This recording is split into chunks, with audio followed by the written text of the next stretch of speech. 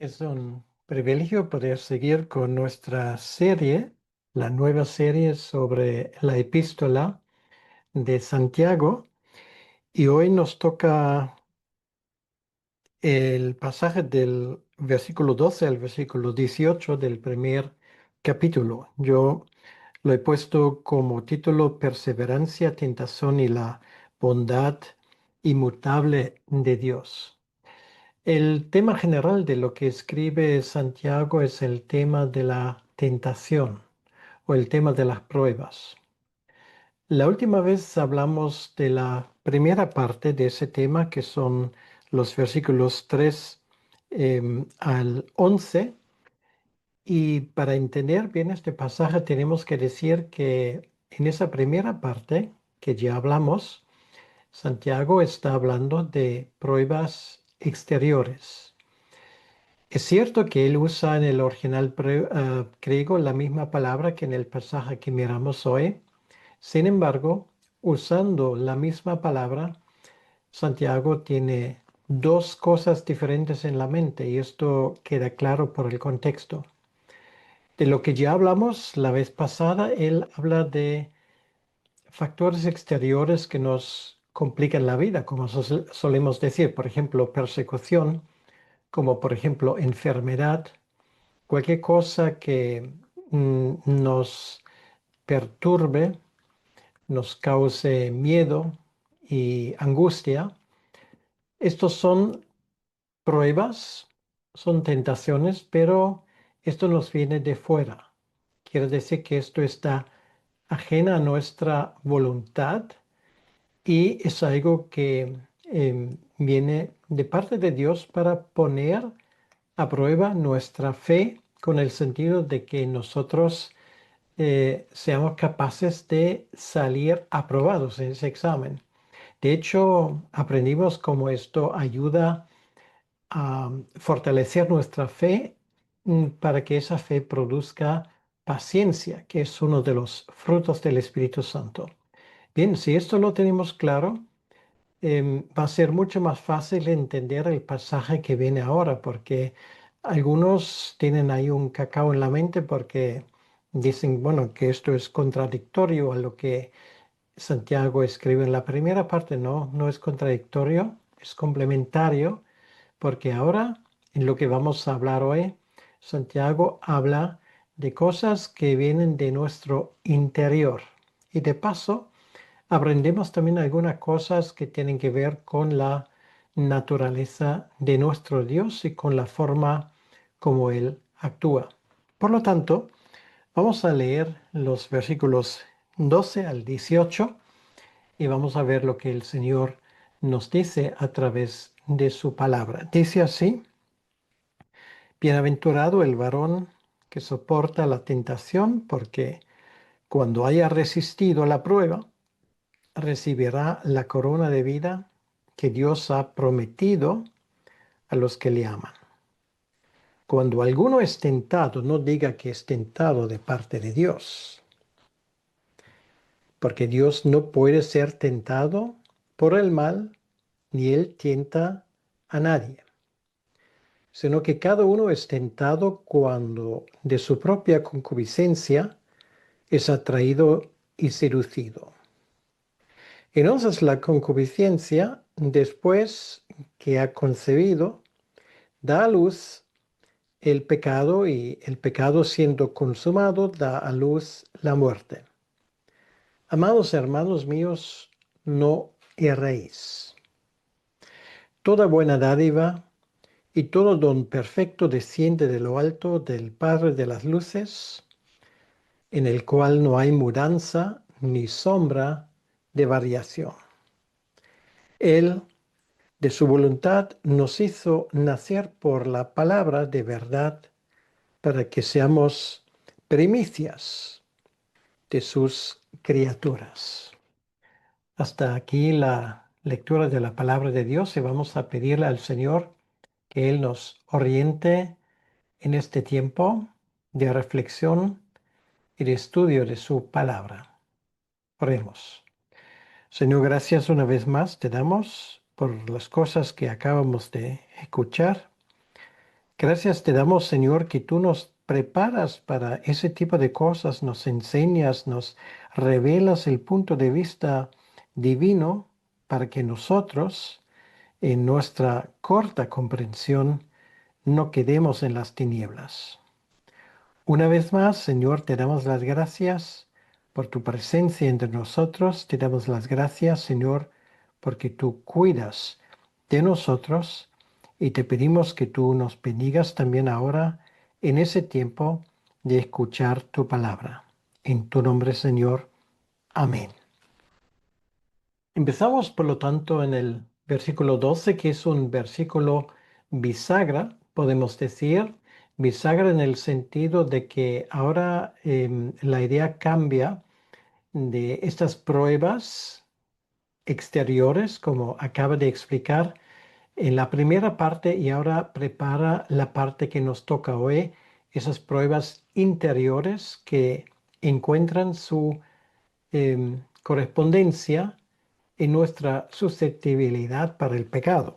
Entonces, dice el versículo 12, bienaventurado el varón que soporta la tentación. Bueno, con esto él concluye esa primera parte y allí obviamente estamos pensando en gente como Job y también tal vez se nos ocurre pensar en el apóstol Pablo que tenía que sufrir muchas cosas por causa de su ministerio apostólico. El resultado de todo esto, mm, pues es bienaventuranza en los ojos de Dios. Quiere decir, nos podemos considerar em, felices y dichosos si el Señor de alguna manera nos lleva a esa escuela de pruebas, aunque em, en un principio mm, no solemos gritar aleluya cuando nos toque esto. El apóstol, así lo llamo, aunque estrictamente no es un apóstol, es el medio hermano de nuestro Señor Jesucristo, pero Santiago nos dice porque cuando haya resistido a la prueba, recibirá la corona de vida. Quiere decir que esto es el enfoque final. Sea lo que nos toque sobrevivir en nuestra vida, contrariedades en nuestro ministerio, enfermedades, personas que se nos oponen por razones ajenas a nuestra voluntad, todo tipo de resistencias que experimentamos, malas palabras que a veces nos dirigen, etcétera, etcétera. Todo esto realmente pierde su importancia si nos fijamos en el último día, cuando finalmente recibiremos la corona de vida. Y esto es algo que nos ha prometido, o sea, es algo con el cual podemos contar. El texto dice que Dios ha prometido esa corona a todos los que le aman. ¿Amas tú al Señor Jesucristo? Pues entonces esa corona será tuya. Quiere decir que entrarás en la vida eterna. Lo hemos escuchado em, anteriormente en la serie sobre Pablo, que estaba ya esperando su inminente ejecución, y esto es lo que él tiene presente. Él se fija en esto y esto nos ayuda mucho a sobrellevar todo tipo de contrariedad que nos pueda venir desde fuera. Entonces, un aspecto muy importante, quiere decir que el sufrimiento del cristiano no es en vano, sino es una preparación para llevar a cabo mejor nuestra vida espiritual y finalmente es una preparación para la vida eterna. Quiere decir que Dios nos da la posibilidad de llevar a cabo todo lo que nos hemos aprendido de Él. Obviamente, ¿quién no pensará cuando leemos ese versículo en lo que el apóstol Pablo escribiría unos 15 años más tarde? Ese famoso versículo de Romanos 8. Dice, porque el cristiano recibirá la corona de vida que Dios ha prometido a los que le aman. Esto es un privilegio de los creyentes. Y Pablo dice en el capítulo 8, Romanos 8, 28, que todas las cosas sirven para bien a aquellos que aman a Dios. Es un versículo correspondiente, son las dos verdades sobre el mismo asunto. Ahora, con esto concluye Pablo esa primera parte, pero el tema de la tentación y de la prueba aún no ha pasado, porque hay otro tipo de prueba que también nos es bien conocido. Y esas son las pruebas que vienen de nuestro interior, las tentaciones. ¿Por qué? Porque hay una analogía dentro de nosotros, como Pablo escribe, yo sé que dentro de mí no vive nada bueno. Quiere decir que aún renacido por el Espíritu de Dios, aún así tenemos una tendencia hacia el pecado.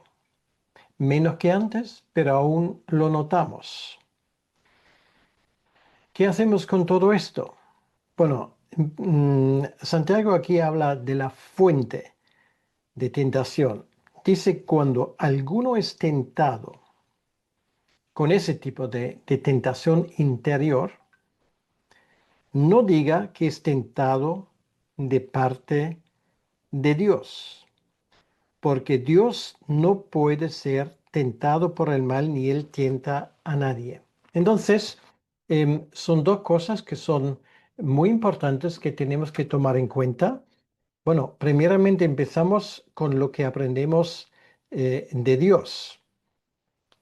Entonces, lo que aprendemos de Dios es que en primer lugar, Él no puede ser tentado, lo cual quiere decir, es imposible que Dios haga algo en contra de su propia naturaleza. Voy a poner un ejemplo. Dios es amor. Por lo tanto, Dios no puede actuar de una forma que no sea caracterizada por el amor. Dios es justicia, lo cual quiere decir que nadie puede llevar a Dios a actuar en contra de la justicia que fluye de su propio ser.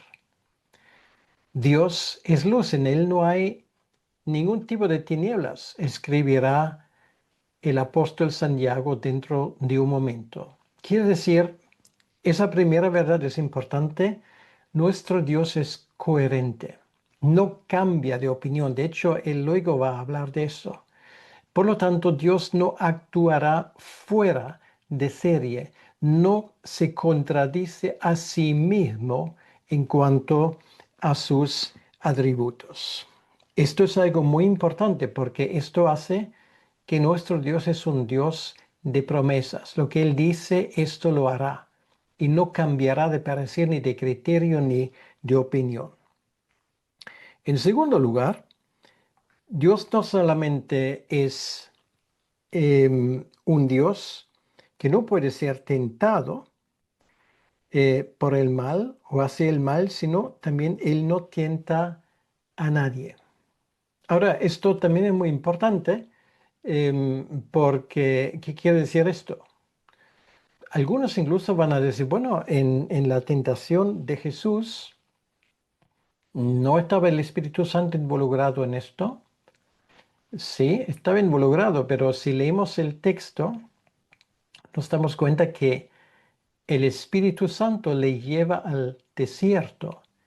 Pero ¿quién es la persona que tienta a nuestro Señor Jesucristo? Pues esto es Satanás, ¿vale? No es el Espíritu Santo, ni es Dios. Entonces, muy importante, Dios no tienta a nadie y la intención aquí obviamente es para hacerle caer, para hacerle pecar. De hecho, hay un versículo muy importante en 1 Corintios 10, 13, que en ese contexto nos conviene leerlo. 1 de Corintios 10, 13, donde dice, escribe Pablo, no os ha sobrevenido ninguna tentación que no sea humana, pero fiel es Dios, que no os dejará ser tentado más de lo que podáis resistir. Bueno, dicho sea de paso, aquí dice que Dios tienta, no, de ninguna manera. Aquí simplemente lo que dice que es que ese tipo de tentación nos sobreviene. No, no dice aquí necesariamente que Dios actúa, sino que Dios lo permite. Pero además, Dios es fiel, que no os dejará ser tentados más de lo que podáis resistir. Bueno, esto está hablando de ese tipo de tentación, tanto las exteriores como las interiores. Dios pone un límite. Dios no es el que tienda. Lo que es, la verdad es que Dios es el que pone el freno. Muy importante. Y por lo tanto, dice, si no quedará también juntamente con la tentación la salida. Quiere decir, si estás ante una tentación, puede ser exterior o interior.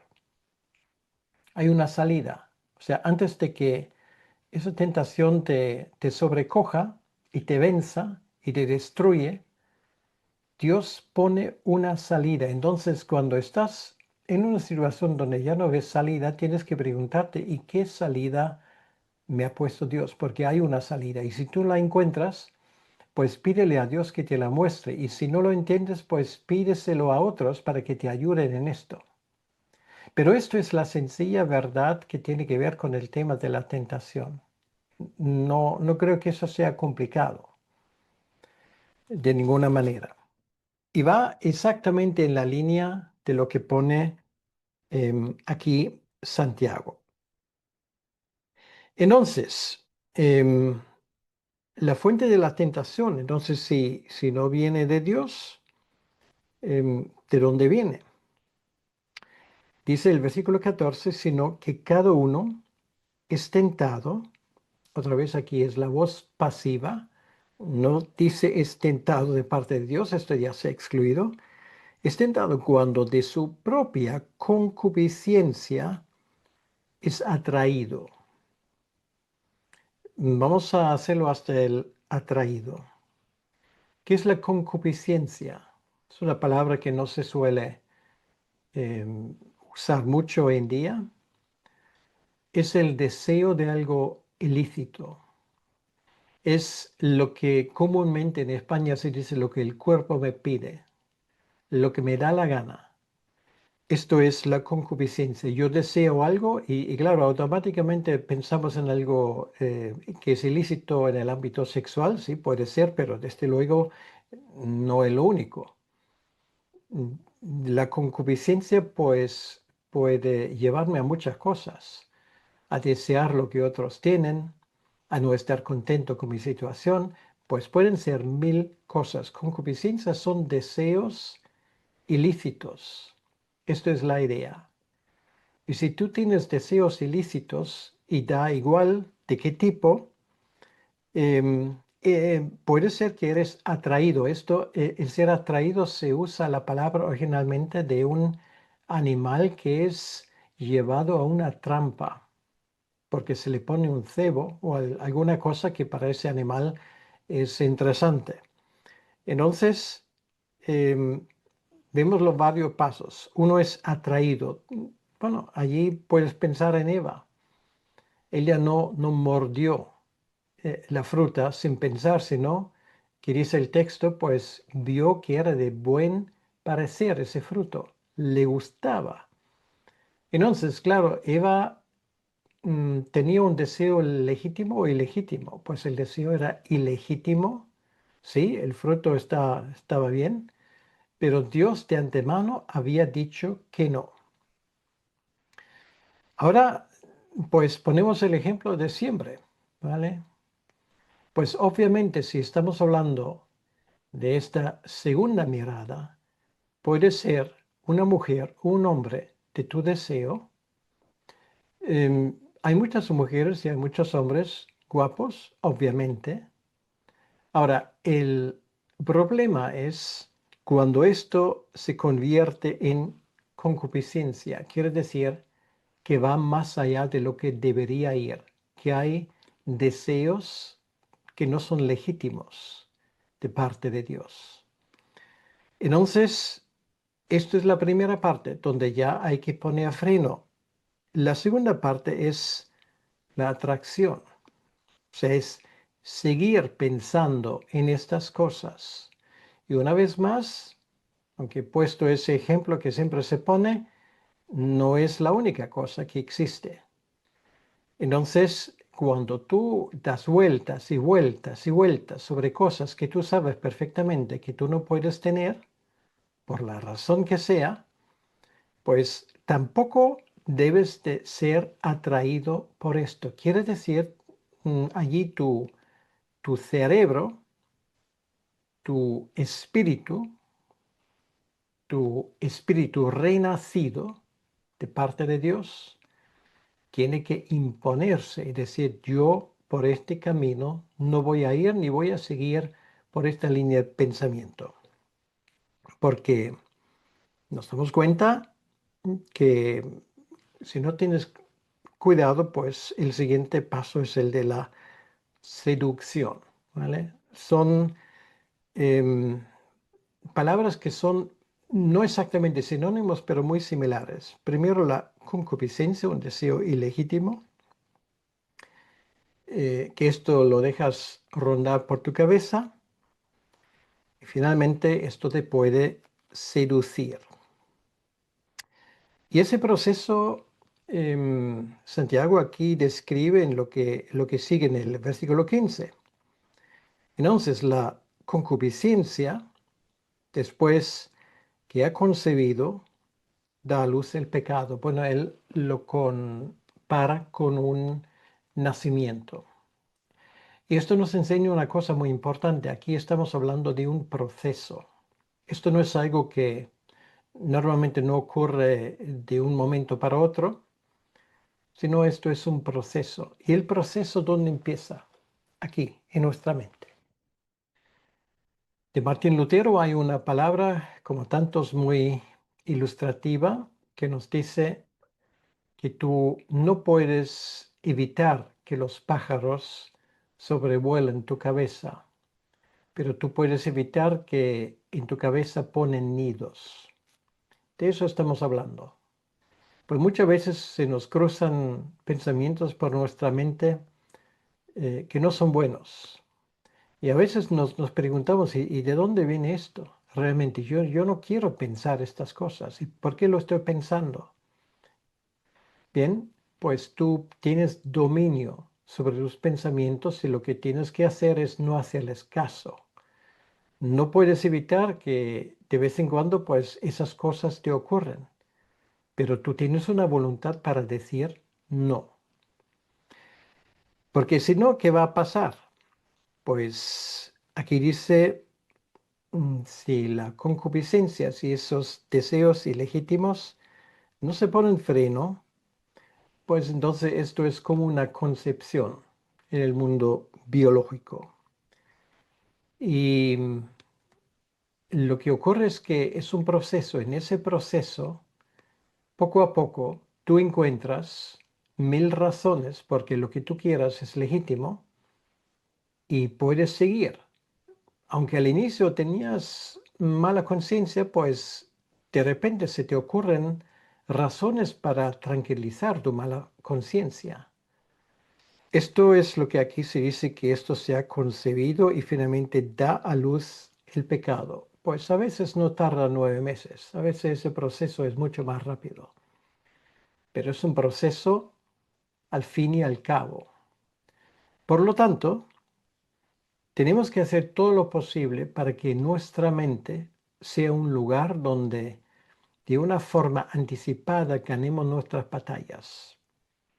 No vamos a esperar a que esta cosa crezca, sino vamos a ponerle freno de antemano. Porque el resultado de ese camino, y aquí Santiago lo dice muy claramente en el versículo 15, es la muerte. Para algunos la muerte espiritual, pero también hemos visto que esto puede ser la muerte física para más que un creyente, que aunque sea salvo, finalmente pierde su vida porque Dios se lo quita. El ejemplo más famoso de esto que tenemos en el Nuevo Testamento es el ejemplo de Anás y Zafira. Tenían precisamente esa línea de pensamiento, una concupiscencia que les lleva a mentir, la cosa se hace más grande y finalmente Dios les quita la vida. No siempre ocurre así porque Dios es soberano, pero hay que decir una cosa, pecar de forma consciente conlleva su peligro, porque con Dios no podemos jugar. Dios es un Dios de justicia y Dios no permite esas cosas porque siempre el pecado tiene un desenlace y esto es la muerte. Por lo tanto, ahora en ese momento cuando me estás escuchando y tal vez allí en la soledad de tu habitación donde me estás escuchando, ese texto haya podido tocar una fibra sensible y te das cuenta que hay cosas en tu vida que no están bien. Mira, yo te aconsejo solamente una cosa, pues pon pausa en tu vídeo donde me ves, en tu celular, en tu ordenador y pídele perdón al Señor. Luego ya podéis seguir mirando, pero esto es muy importante. Pídele perdón al Señor antes de que esa cosa, lo que sea, vaya para más. Por lo tanto, esto nos lleva ahora a la última parte de lo que vamos a hablar, y esto es la bondad de Dios. Bueno, Dios no nos da tentaciones. Dios no nos da problemas. Dios nos fortalece en los problemas, pero hay otra cosa que Dios nos da. Y de esto está hablando Santiago para que tengamos las cosas bien claras en ese sentido. Y dice en el versículo 16, amados hermanos míos, no erréis. Quiere decir que nadie se equivoque. Esto es terrible, equivocarse, sobre todo en cuestiones de fe. Yo siempre estoy alucinando cuando yo me encuentro con personas que tienen conceptos muy extraños. Yo no sé de dónde los tienen, pero no de la escritura. Ayer, eh, sin ir más lejos, después de una predicación, se me acerca una persona y, bueno, mi predicación era sobre ese texto famoso de Colosenses 1, donde se nos dice que Cristo es 100% hombre y 100% Dios. Y vino una persona y me dice, bueno, yo había tantas cosas nuevas para mí y yo no sabía esa cosa, no sabía la otra, me hizo una serie de preguntas y yo dije, pero esa persona cuánto tiempo lleva en una iglesia, nunca ha escuchado un pastor hablando sobre ese tema, nunca se ha formado, nunca ha estudiado la escritura. ¿Cómo uno puede tener esas ideas equivocadas? Es una tragedia realmente. Y por eso me gusta mucho esto lo que escribe Santiago. Él no quiere que sus amados hermanos, aquellos por los cuales Cristo ha muerto en la cruz, se equivoquen. No erréis. No penséis cosas que no son así. Y de esto hay mucha doctrina equivocada, hay muchas ideas que son falsas, hay mucha gente que por un lado o complica la Biblia sobremanera para que luego no entiendes ni una, otra gente que lo pone de forma tan superficial que tampoco entiendes nada, porque no te dice nada realmente sobre lo que dice la Biblia. Amados hermanos míos, no erréis. Y ahora él habla de ese tema. Bueno, ¿qué es entonces lo que Dios da? Si Él no da la tentación, ¿qué exactamente nos da Dios? Y aquí dice toda buena dádiva y todo don perfecto desciende de lo alto, del Padre de las Luces. El Padre de las Luces era un título que en el idioma hebreo era un título muy frecuente para Dios. Quiere ser el Padre de las Luces, el Padre de las estrellas, el que es el Señor del universo. Y Él nos da cosas buenas, no cosas malas. Bueno, Jesús dice, bueno, quién, quién es entre vosotros que cuando tu hijo te pide por un pan, le vas a dar una piedra, una serpiente, un escorpión, cosas por el estilo? O sea, nadie lo hace. O sea, lo que Dios nos da, lo que Él tiene para nosotros, no son favores y regalos envenenados, sino buenos. Toda buena dádiva, todo don perfecto desciende de lo alto del Padre de las Luces. Y solamente en este día de hoy, estoy seguro que te ha dado muchas cosas buenas. Por ejemplo, me imagino que hoy has podido desayunar. ¿Te ha gustado tu café, tu té o lo que bebas por la mañana? Es un don de Dios. Has tenido una cama donde recostarte, descansar, a veces mejor, a veces peor, pero descansar es un don de Dios. Tienes una familia cercana o no tan cercana que te aprecia y te ama. Tienes una iglesia, tienes hermanos, tienes una casa, un apartamento, un lugar donde vivir. Tienes cosas que tú llamas tuyos. Tienes música, canciones, el aire que respiras, una puesta del sol impresionante, una salida del sol para comenzar un nuevo día. Yo podría seguir esta lista de forma indefinida. Todas estas cosas nos regala nuestro Dios y son cosas buenas. Esto viene de nuestro Padre todos los días.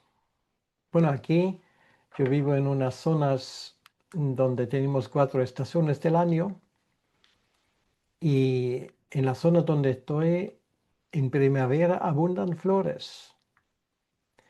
Y más que uno ha dicho, bueno, Él te ama tanto que toda la primavera Él te manda muchas flores en las praderas, en los árboles, en los jardines, etcétera, etcétera. Esto viene de nuestro Padre de la luz, nuestro Padre Celestial. Y una vez más, Santiago, como excelente teólogo que es, añade, en el cual no hay mudanza ni sombra de variación.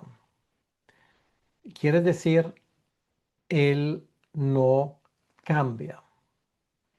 Es una luz de orientación. Es como en la navegación marítima. Antes se usaban las estrellas fijas, para navegar. Esto era muy importante para calcular la posición exacta de un navegante, de un capitán. Entonces, lógicamente, cuando haces esto, tienes que buscarte estrellas fijas, no un planeta, porque de ahí viene la palabra planetos, que está en movimiento, que es errante. Tú no puedes usar el planeta Venus o el planeta Mars como orientación, porque cuando están en el cielo, pues el día siguiente pues han cambiado ligeramente la posición, en una semana considerablemente. Tienes que buscarte una estrella fija. Por eso, por ejemplo, los egipcios hicieron su calendario observando la salida, por ejemplo, de la estrella Sirio. Es una estrella fija y se puede calcular un calendario según esto. Los egipcios lo hicieron. Bueno, ¿a dónde quiero llegar? Quiere decir que nuestro Dios es un Dios con el cual puedes hacer cálculos. Él no cambia. Él no dice hoy una cosa y mañana otra. Él no está hoy aquí y mañana ya no está, sino lo que Dios dice permanece para siempre. Jesucristo hoy, ayer, hoy y mañana es el mismo y las promesas de Dios son las mismas. Y esto tiene que ver con el tema de la salvación, sobre todo, y a este tema Santiago llega ahora. Él, de su voluntad, nos hizo nacer por la palabra de verdad. Claro, él aquí está hablando no de nuestro nacimiento biológico, sino de nuestro nacimiento espiritual. En primer lugar, lo que él nos dice es que esto fue por su voluntad, no por la nuestra. Yo sé que hay mucha gente que quiere construir una discrepancia entre Pablo y Santiago. Ni lo intentes. Estaban exactamente en la misma línea. Lo único que no lo comprendemos, de eso hablaremos en capítulo 2, somos nosotros.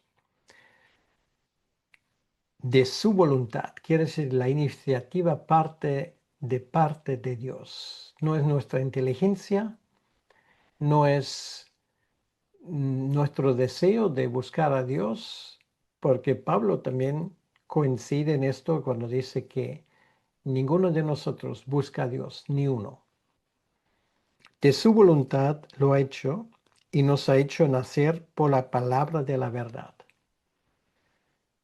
Tú naciste de nuevo por la palabra de la verdad que alguien compartió contigo, tal vez tú mismo lo has leído, pero ha llegado a tu vida y Dios lo usó, ese instrumento que es su palabra, para hacerte nacer de nuevo, para que haya un antes y un después en tu propia vida.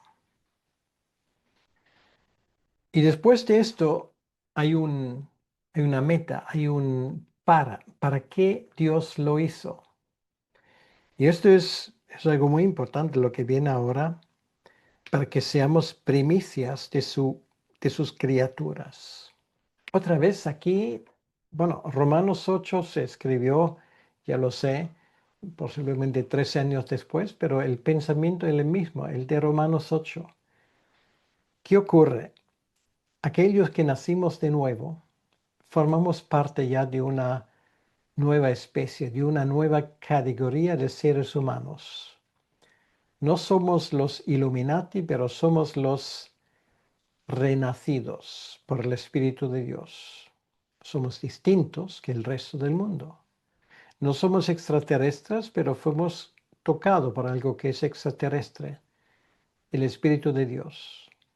Esto nos cambió y nos convirtió, para decirlo así, en una nueva especie de personas, que la Biblia los llama creyentes, los del camino, cristianos, los nacidos de nuevos. Y aquí tenemos otros, las primicias. ¿Qué son las primicias? Pues en el Antiguo Testamento, en la fiesta de las primicias, que son las fiestas relacionadas con ese ciclo de fiestas de la Pascua y de los panes sin levadura, pues en la fiesta de las primicias, perdón, que es precisamente se celebró el domingo de resurrección de nuestro Señor Jesucristo, pues los israelitas ya trajeron los frutos, los primeros frutos, tanto de los cereales como de otro tipo de frutos, simbolizando de esa manera que vendría más y que querían dar las cosas,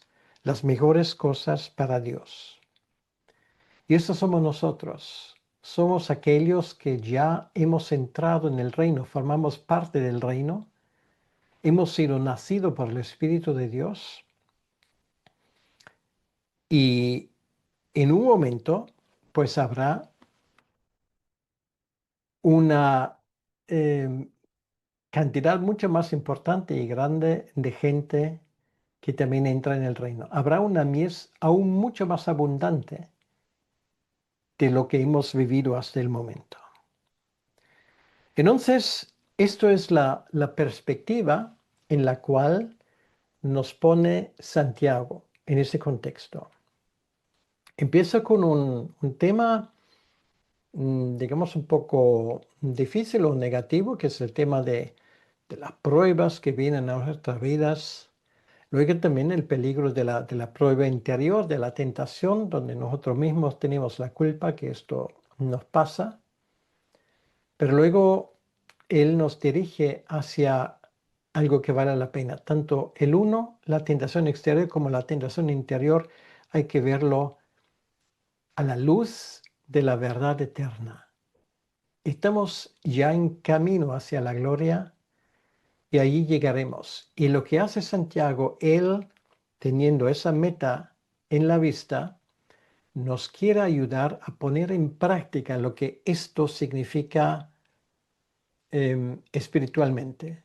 Esto ya ha tenido lugar, ya nacimos de nuevo, ya somos una nueva categoría de personas. Y ahora, esto es el don mayor que hemos recibido de parte de Dios. Una vez haber recibido esto, el resto de la epístola pues se entiende bastante mejor. Por lo tanto, yo les invito a seguir estudiando conmigo a través de la epístola de Santiago muchas de las cosas que Dios tiene para nosotros. Todavía juntos, si quieres, vamos a descubrir muchas cosas muy interesantes. Yo te invito para esto. Vamos a pedirle al Señor que Él nos bendiga en ese tiempo y que Él nos ayude a entender bien lo que Él nos quiere decir. Señor, una vez más, queremos darte las gracias por tantas cosas buenas que tú nos das. Y pedimos que también en lo que se nos dijo en este pasaje, tengamos las cosas claras. Señor, ayúdanos a discernir entre error y verdad. Te pedimos también de resistir a la tentación, de no darle más sitio en nuestras vidas, sino en impedir que esta tentación y su fruto pues crezcan y finalmente den a luz a, a una actitud de muerte y de destrucción. Te pido, Señor, si alguien ha sido tocado de alguna manera por este pasaje, que tú mismo les hables. Señor, siempre es bueno llegar al arrepentimiento. Y si eso es el caso, te pido que esa persona encuentre a alguien que pueda orar con él y que pueda ayudarle y encaminarle bien. Todo esto, Señor, te lo agradecemos profundamente y pedimos que tú nos bendigas en este día de hoy y en el estudio de Santiago que va a quedar por delante. Te lo pedimos, Señor, en tu nombre, para tu honra y para tu gloria. Amén. Que Dios te bendiga.